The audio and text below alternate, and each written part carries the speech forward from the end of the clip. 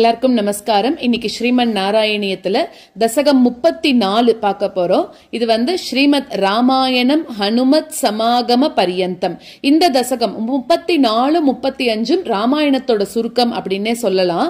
இந்த தசகம் சாந்திரானந்த ராகத்துல அமைஞ்சிருக்கிறது. இதுல நம்ம அதாவது ராமர் பிறக்கிறதுல இருந்து ஆரம்பிச்சு பெருமாள் எப்படி ஹனுமாரை பாக்குறார் அப்படிங்கிற வரைக்கும் நம்ம பார்க்க போறோம். அதான் ஹனுமத் சமாகம பரியந்தம், அது முடிவு வரைக்கும் நம்ம பார்க்க போறோம்.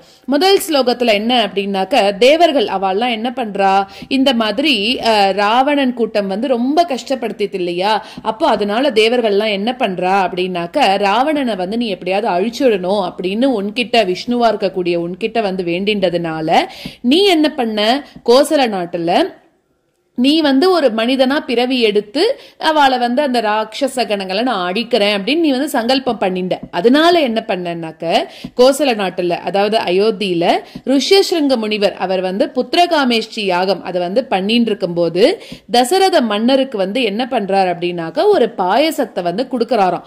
அப்படி கொடுக்கும் போது அதை என்ன பண்றான்னாக்க, தசரதனோட வைஃப்ஸ் எல்லாருமே அதாவது 3 பேருமே ஒரே நேரத்துல சாப்பிட்டதுனால 3 பேருமே ஒரே நேரத்துல கருவுற்றாளாம். சோ அது காரணமாக யாரெல்லாம் பிறந்தான்னா, லக்ஷ்மணன், பரதன், சத்ருகனனோட சேர்ந்து சாக்ஷாத் ராமனா இருக்கக்கூடிய நீயும் அவதரித்தாய் அப்படின்னு சொல்றா. அதாவது 4 பேருமே ராமரோட அவதாரத்துல பிறந்த 4 பேர் அப்படின்னு சில பேர் சொல்றா.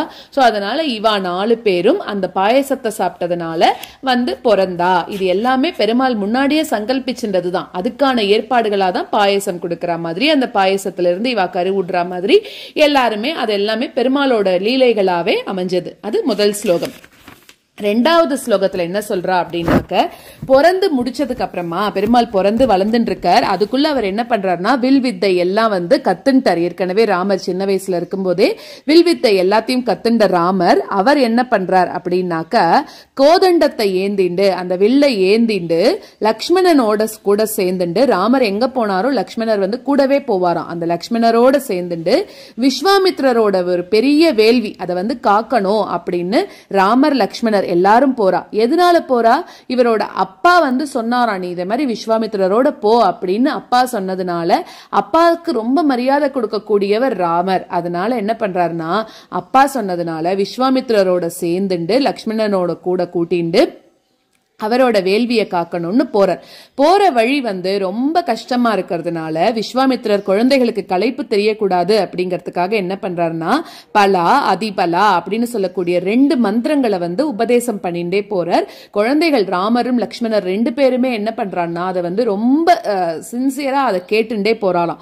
சோ அப்படி கேட்கும் போது அவளுக்கு என்ன ஆகுறதுன்னா, பசி களைப்பு இதெல்லாம் அவ்வளோ ஒரு இதுவா தெரியல அப்படின்னு சொல்றா. அதுக்கப்புறமா முனிவர் சொல்லறதுக்கு மாதிரி தாட்டகைய நீ கொன்னுட்ட அப்படிங்கிற. அதாவது முனிவர் தான் சொல்றார், அவ பெண்ணா இருந்தா கூட அவளால நிறைய கஷ்டங்கள் நிறைய பேருக்கு வந்திருக்கு, அதனால நீ அவளை கொன்னுடு அப்படின்னு சொன்னதுனால பலமுறை யோஜனை பண்ணி ராமர் அவளை அது பெண்ணா இருக்காளேன்னு பலமுறை யோஜனை பண்ணி கூட தப்பு பண்ணவதான் அப்படின்னு தன்னோட குரு சொன்னதுக்கு ஏத்ததுனால அவர் அந்த தாட்டகாவதமும் அங்க பண்ணாராம்.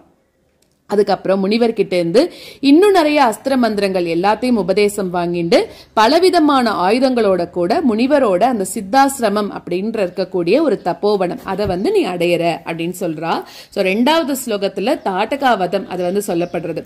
3வது ஸ்லோகத்துல என்ன அப்படின்னாக்க, வேள்வியோட தொடக்கத்துல அம்புகள் எல்லாத்தையும் நீ இது பண்ணி பிரயோகம் பண்ணி மாரீச்சனை துரத்துற. மாரீச்சன் யாருன்னா, தாட்டகையோட மகன் தான் மாரீச்சன். அவனை துரத்தி இன்னும் கூடிய ராட்சசர்கள் எல்லாரையும் நீ கொன்னுட்ட அப்படிங்கிறா. அப்போ வழியில உன்னோட திருவடியினால அகல்யை கல்லாக இருந்தா, அவளுக்கு நீ உன்னோட பாதத்தூளி பட்டாதான் சாபத்துல இருந்து விமோக்ஷனம் கிடைக்கும் அப்படின்றதுக்காக அவ ரொம்ப நாளைக்கு அங்க கல்லு உருவத்துல இருக்காளாம். சோ நீ அங்க வந்த உடனே உன்னோட திருவடியினால அகல்யையும் தூய்மையாக்கிட்ட அப்படின்றா. ஜனகனோட அரண்மனையை போய் அடைஞ்சு சிவபெருமானோட சிவதனுசு அதையும் நீ முறிக்கிற. அதுக்கப்புறமா என்ன பண்ற அப்படின்னா, நிலமகளுக்கு பெண்ணாக இருக்கக்கூடிய லக்ஷ்மி தேவியவே நீ கல்யாணம் பண்ணிக்கிற. ஓ கல்யாணம் தெரிஞ்சுண்டு அங்க யாரெல்லாம் வரன்னா, ஜனகர் எல்லாரும் அந்த இடத்துக்கு வரா. அப்ப ராமர் சிவதனுசை முறிச்சதுக்கு அப்புறம் அங்க மிச்சம் இருக்கக்கூடிய தம்பிமார்களுக்கும் இன்னும் இருக்கக்கூடிய மனைவிகள் எல்லாரையும் அங்க இருக்கக்கூடிய பெண்கள் எல்லாரையும் இவ கல்யாணம் பண்ணி வச்சு மனைவியா ஆக்குறாராம். அதுக்கப்புறமா நீ என்ன பண்றன்னா மனைவியர்களோட கூடின 3 வீரர்களா இருக்கக்கூடிய உன்னோட உடன் பிறந்தவர்களோடு உன்னோட நாட்டுக்கு திருப்பி புறப்படுற. சோ இந்த சமயத்துல ராமருக்கு அப்புறம் அவரோட பிரதர்ஸ் எல்லாருக்குமே ஜனகர் எல்லாரோடையும் கல்யாணம் பண்ணி வச்சுட்டார் அப்படிங்கறத புரிஞ்சுக்கிறோம். 4வது ஸ்லோகத்துல அடுத்ததாக பிருகு குலத்துக்கே திலகம் மாதிரி இருக்கக்கூடிய பரசுராமன் அவன் என்ன பண்றான்னா ரொம்ப கோபம் வந்துருது. சிவதனுசை தான் உன்னால முறிக்க முடியும், நான் ஒரு விஷ்ணு தனுசு கொடுக்குறேன், அதை நீ முறிச்சு காமிக்கிறியா அப்படின்னு கொடுக்கற போது அந்த விஷ்ணு தனுசை பெருமாள் ரொம்ப அனாயசமா ஒரே செகண்ட்ல முறிச்சுட்டாராம். அதனால இவனுக்கு தன்னோட அறிவை இழந்து இவன் என்ன பண்றான் அப்படின்னாக்க மொத்த பலத்தையும் உன்கிட்டயே சமர்ப்பிக்கிறான். அவனோட தவ வலிமை மொத்தத்தையும் உன்கிட்ட கொடுத்துடுறான். அதுக்கப்புறமா நீ என்ன பண்றன்னா அயோத்திக்கு போற அப்படிங்கிற. சோ அங்க அயோத்தியில போயிட்டு 12 வருஷம் உன்னோட மனைவியோட ரொம்ப ஆனந்தமா வாழ்ந்துட்டு இருக்க அப்படிங்கிற. அதுக்கப்புறம் என்ன ஆகுதுன்னா ஒரு சமயத்துல பரதன் சத்ருகனோட சேர்ந்துட்டு உன்னோட மாமாவோட இல்லத்துக்கு நீ போயிருந்த போது என்ன ஆகுறதுன்னா உன்னோட தந்தை உனக்கு பட்டாபிஷேகம் பண்ணணும் அப்படின்னு ஏற்பாடு பண்றாராம். ஆனா அதுல அந்த கேகய மன்னனோட மகளா இருக்கக்கூடிய கைகேயியால அது தடுத்து நிறுத்தப்பட்டது அப்படின்னு சொல்றா. எதனாலன்னா கூனியோட பேச்சை கேட்டுண்டு அவ இந்த மாதிரி ராமருக்கு பட்டாபிஷேகம் பண்ணக்கூடாது அப்படின்னு சொல்றாளாம். ஏன்னா அவ முன்னாடி வாங்கின் வந்த வரம், அதனால அதை இப்ப நிறைவேற்றிக்கிற சமயத்துல கூனி அப்படி கேட்க சொல்றா அப்படின்றதுனால அவ என்ன பண்ணிட்டா அப்படின்னாக்க ராமர் பட்டாபிஷேகம் பண்ணக்கூடாது, அரசால கூடாது அப்படின்னு சொல்றா. அது மட்டும் இல்லாம காட்டுக்கும் போகணும் அப்படின்னு சொல்றா. சோ அதனால என்னன்னா பெருமாள் இப்போ முதல் நாள் பட்டாபிஷேகம்னு சொல்றா, அடுத்த நாள் காட்டுக்கு போகணும்னு சொல்றா. ஆனா பெருமாள் எல்லாத்தையுமே ரெண்டுத்தையுமே சமமா பார்த்து அப்ப என்ன பண்றாருன்னா அப்போ அவளோட அப்பாவோட சொல்படி அந்த கையில வில்ல ஏந்திண்டு தம்பியோடையும் மனைவியோடையும் கூட காட்டுக்கு போகணும் அப்படின்னு கிளம்புறார். அப்போ வழியில இப்ப பெருமாள் காட்டுக்கு போறார் அப்படின்னு உடனே அங்க இருக்கக்கூடிய மக்கள் எல்லாரும் என்ன பண்றான்னா ராமர் இல்லாத இடத்துல நாங்க இருக்க மாட்டோம் அப்படின்னு சொல்லிட்டு அவளும் கூட சேர்ந்து போறாளாம். இதை பார்த்த பெருமாள் அவர் என்ன பண்றாருன்னா தமசா நதிக்கரை இப்படி போயிட்டே இருக்கும்போது தமசா நதிக்கரையில போய் தங்கறா. அப்ப எல்லாரும் அவ மக்கள் எல்லாரும் கூட அங்க ராமர் தூங்குறார், எல்லாருமே தூங்குறா. ஆனா ராமர் என்ன சொல்றாருன்னா நம்மள அப்பா காட்டுக்கு போன்னு சொல்றா, திருப்பி இவா எல்லாரும் காட்டுக்கு வந்துட்டான்னா என்ன பண்ணுறது அப்படின்னு அந்த தேரோட்டியை கூப்பிட்டு என்ன சொல்றாருன்னா நீ என்ன பண்ணு, நான் இங்கேருந்து கிளம்பி போறேன், நீ என்ன பண்ணுனா தேரை ஓட்டிண்டு கங்கையில போய் எங்களை விட்டுட்டு அயோத்திக்கு திரும்பி போயிடு அப்படின்னு சொல்றாராம். அப்ப என்ன பண்றா அப்படின்னாக்க அப்ப இவ தேர் போய் ராமர் அங்க விட்டுட்டு திருப்பி இங்க அயோத்தி வழியா போறத இந்த மக்கள் எல்லாம் பாத்துருக்கா. அந்த தேரோட அந்த தடங்களை பார்த்து அவ என்ன நினைச்சுட்டா பெருமாள் அயோத்திக்கு போயிட்டார் அப்படின்னு நினைச்சுட்டு திருப்பி இவ எல்லாரும் கிளம்பி கார்த்தால அயோத்திக்கு போறாராம். சோ இந்த மாதிரி பெருமாள் அங்க கங்கை கரைக்கு போயிட்டு குகன் இருந்த இடத்துக்கு போய் சடை மரவுரி எல்லாத்தையும் தரிச்சுண்டு குகன் அனுப்பிச்ச தோணி அதாவது படகு அது மூலமாக கங்கையை போய் அடையிறார் பெருமாள். அப்போ பக்கத்துல இருந்த அந்த பரத்வாஜரோட ஆசிரமத்துக்கு போய் அந்த முனிவரையும் சேவிக்கிறாராம். அவரோட சொற்படி சித்திரக்கூட மலையில இருந்துட்டு ரொம்ப இன்பத்தோட வாழ்ந்துட்டு வந்தார் அப்படிங்கிறது வரைக்கும் 5வது ஸ்லோகத்தோட விளக்கமா இருக்கு. இந்த வீடியோல நம்ம 1ல இருந்து 5 வரைக்கும் இருக்கக்கூடிய விளக்கங்களையும் ஸ்லோகங்களையும் பார்க்கலாம். அடுத்த வீடியோல அடுத்தது என்ன ஆகிறது ராமாயணத்துல அப்படிங்கறத அடுத்த வீடியோல பார்க்கலாம். கீர்வாணைர் அர்த்தியமானோ தசமுக நிதனம் கோசலேஷ் விருஷ்ய ஸ்ருங்கே புத்ரியாமிஷ்டிமிஷ்ட்வா ததுஷி தசரத க்ஷ்மாப்ருதே பாயசாக்ரியம் தத்புக்த்யா தத்புரந்திரீஷ்வபி திஸ்ருசு ஷமம் ஜாதகர்பா சுஜாதோ ராமஸ்த்வம் லக்ஷ்மணேன ஸ்வயமத பரதே நாபி சத்ருக்ன நாம்னா. गीर्वाणैरर्त्यमानो दशमुखनिधनं कोसलेश वृष्य शृङ्गे पुत्रीयामिष्टिमिष्ट्वा ददुषि दशरथ क्ष्माभृते पायसाग्र्यम्. गीर्वाणैरर्त्यमानो दशमुखनिधनं कोसलेश वृष्य शृङ्गे पुत्रीयामिष्टिमिष्ट्वा ददुषि दशरथ क्ष्माभृते पायसाग्र्यम्. तद्भुक्त्या तत्पुरन्द्रीष्वपीतिसृषु समम् जातगर्भा सुजातो रामस्त्वं लक्ष्मणेन स्वयमत भरते नापि शत्रुघ्ननाम्ना. तद्भुक्त्या तत्पुरन्द्रीष्वपि तिसृषु समम् जातगर्भासु जातो रामस्त्वं लक्ष्मणेन स्वयमत भरते नापि शत्रुघ्ननाम्नाम्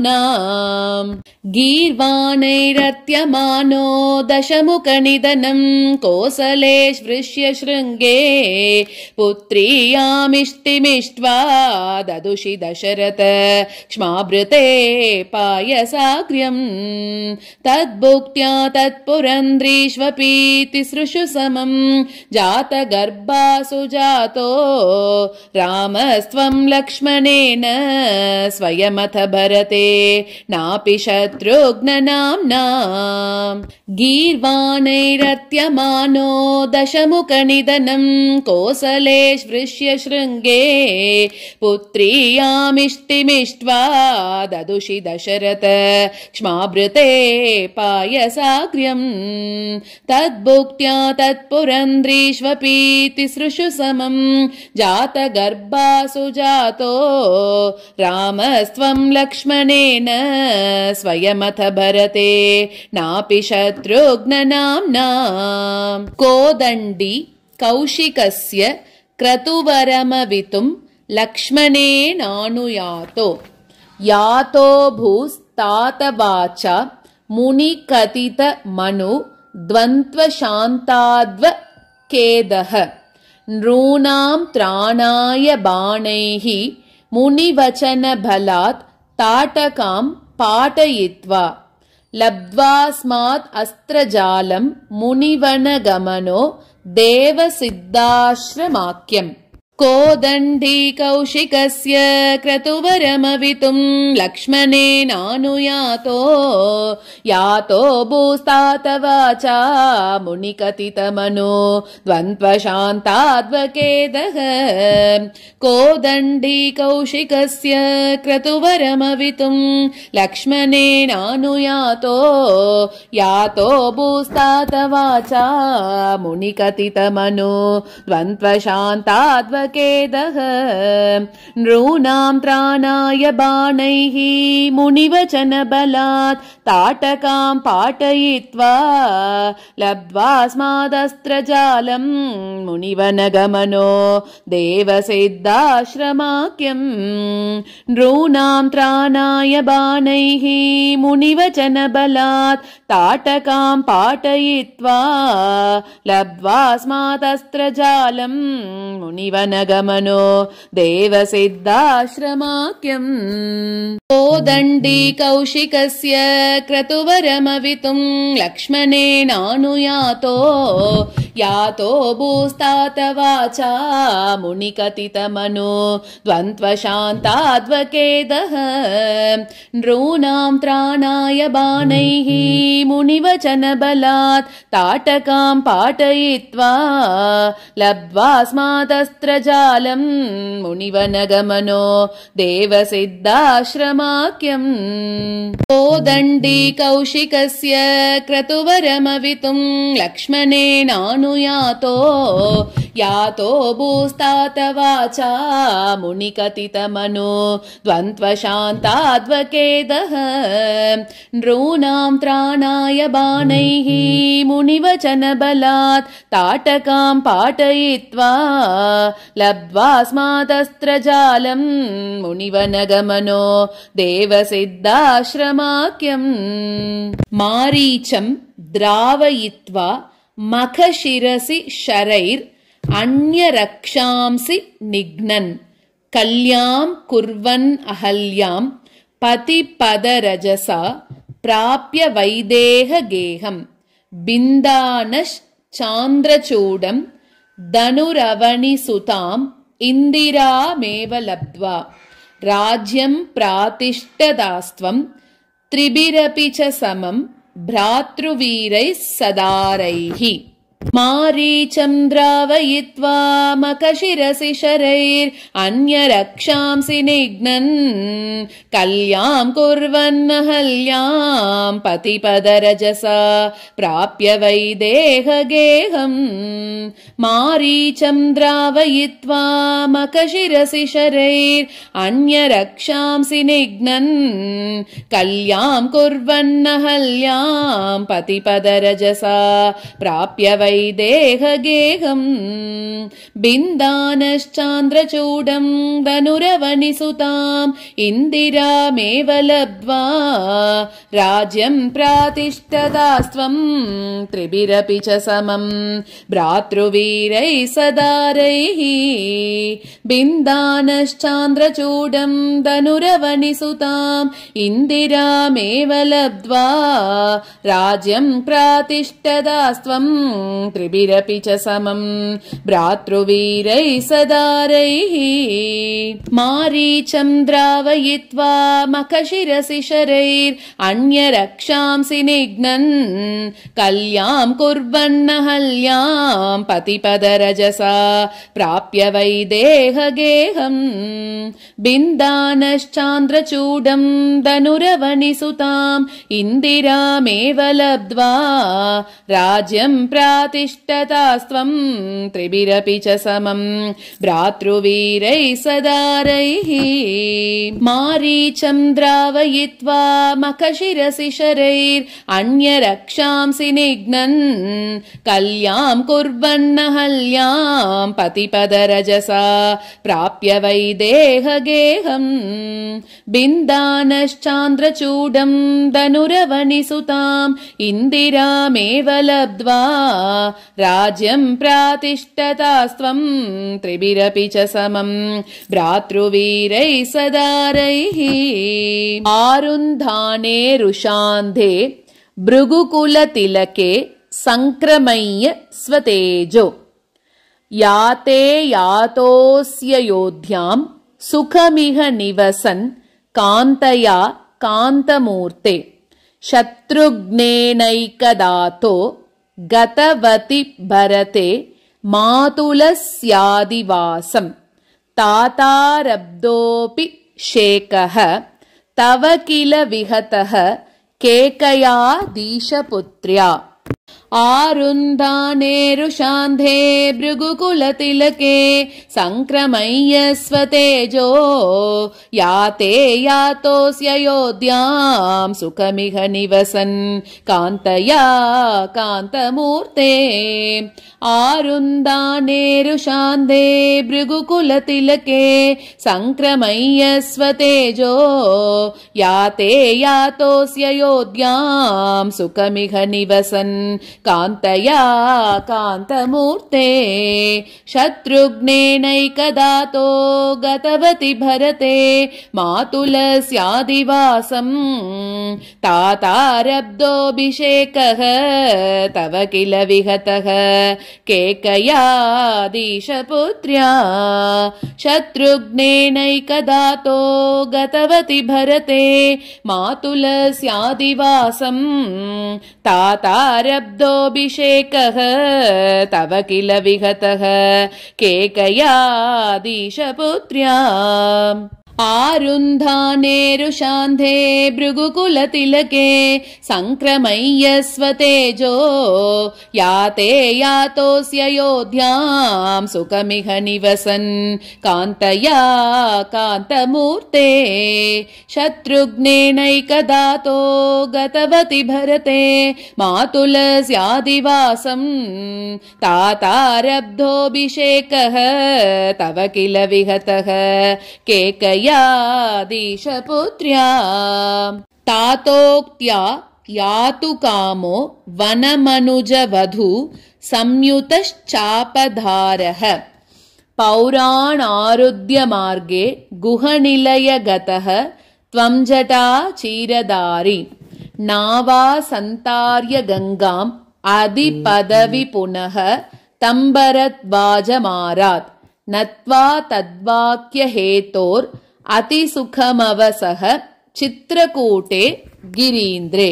आतोक्त्या यातु कामो वनमनुजवधू संयुत शापदारः पौराणारुद्य मार्गे गुहनिलय गतः त्वं जटा चीरदारी तातोक्त्या यातु कामो वनमनुजवधू संयुत शापदारः पौराणारुद्य मार्गे गुहनिलय गतः त्वं जटा चीरदारी नावासन्तार्य गंगामधिपदवि पुनः तम्बरद्वाजमारात् नत्वा तद्वाक्य हेतोः अतिसुखमवसः चित्रकूटे गिरीन्द्रे नावासन्तार्य गंगामधिपदवि पुनः तम्बरद्वाजमारात्